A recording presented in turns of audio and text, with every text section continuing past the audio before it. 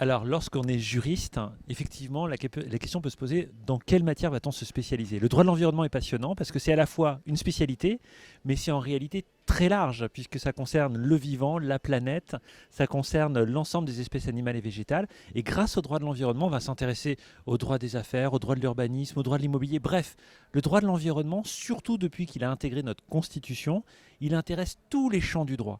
Être spécialisé en droit de l'environnement, c'est ne pas être spécialisé justement, et c'est ça qui est intéressant.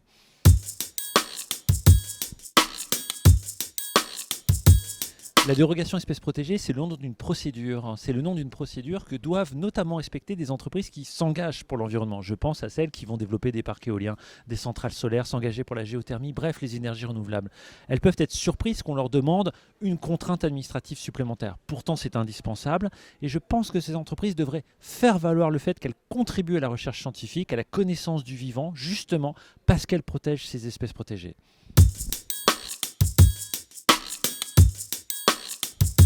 Je pense que la loi climat et résilience de 2021 va être une révolution contre le greenwashing.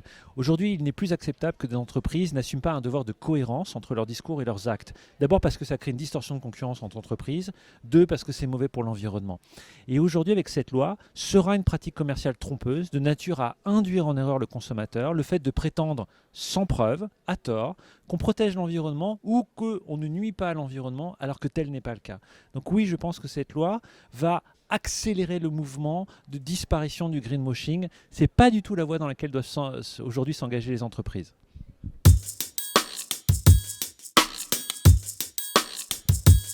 La question de la propriété intéresse les écologistes. Évidemment, est-ce qu'il faut faire reculer le droit de propriété parce qu'il serait contraire à la protection de l'environnement? Est-ce qu'au contraire, le droit de propriété, c'est ce qui va permettre à une personne de financer la protection de l'environnement chez lui? Aujourd'hui, on parle beaucoup des biens communs. Autant de questions qui intéressent le droit de la propriété intellectuelle. Est-ce qu'on peut privatiser le vivant? Est-ce que c'est négatif, positif? Je pense par exemple à l'affaire des semences. Les agriculteurs ont pu être étonnés qu'on leur prive de la possibilité de replanter les semences de ce qu'ils avaient planté l'année précédente. Aujourd'hui, c'est clair que l'écologie interroge la notion de propriété, de droit de propriété et de droit de propriété intellectuelle.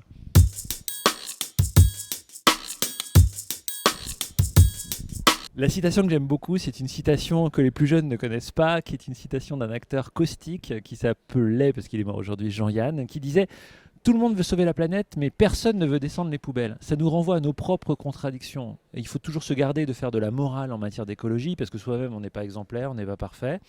Tout le monde a ses contradictions. Ce qui est intéressant, c'est de les identifier et puis véritablement derrière, de les réduire, de manière à donner tort à Jean-Yann.